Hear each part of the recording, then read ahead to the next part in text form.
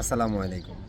এই ভিডিওটা যারা মালটাতে নতুন এসেছেন, কার্ড হয়ে গেছে কিন্তু এখনও রিসিভ করে নাই তাদের জন্য। গতকালকে আমার এক ভাই আমাকে ফোন করেছেন, তার লেটার এসেছে কার্ডের জন্য, সে যেতে পারেনি। পরে আমি জিজ্ঞেস করলাম কেন। তো উনি যখন কাজ থেকে ছুটি চেয়েছেন, বলেছিলেন যে না, আমি কার্ড এসেছে, আমি কার্ড রিসিভ করতে যাব। তখন ওনার বসে, যেহেতু মাল্টিস, উনি ওকে বলেছিলেন যে এখন কার্ড দেওয়া বন্ধ আছে,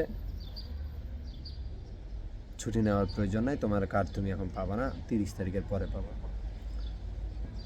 হ্যাঁ, কার্ড দেওয়া বন্ধ আছে, শুধুমাত্র যারা ইউরোপিয়ান ইউনিয়নের অথবা সেনজেন এরিয়া থেকে, অন্য কান্ট্রি থেকে, সেনজেন এরিয়া অন্য কান্ট্রিতে এসে এখানে ওয়ার্ক পারমিটে যারা কাজ করতেছেন তাদের জন্য আপাতত কার্ড দেওয়া বন্ধ রয়েছে। ওয়ার্ক পারমিট হোক, স্টাডি পারপাস হোক, যে কোনো কিছুতে। যারা নন ইউরোপিয়ান আছে তাদের কার্ড ঠিক সময়ে ডেলিভারি হচ্ছে। এটা সোমবার থেকে এই জিনিসটা চালু হয়েছে।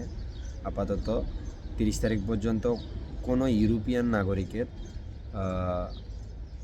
যারা ইউরোপের অন্য কান্ট্রি থেকে এখানে এসে কাজ করতেছে, তাদের কার্ড ডেলিভারি দিচ্ছে না।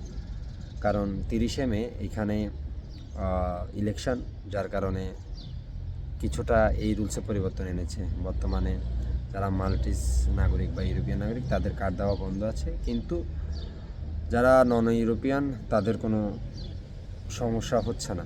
তারা সার্ভিসগুলো আগের মতোই ঠিক সময়ে পাচ্ছে।